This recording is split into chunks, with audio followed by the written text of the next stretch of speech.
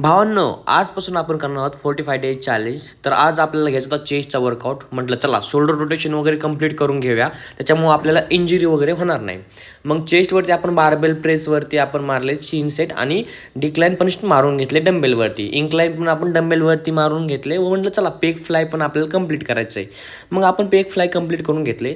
आज 1 तारीख असल्यामुळे म्हटलं आज काहीतरी नवीन करायचे आहे. तर म्हटलं चला गणपती बाप्पांचे दर्शन घेऊया व आपण जाऊया गावाकडे. आज गावाकडे निघालो.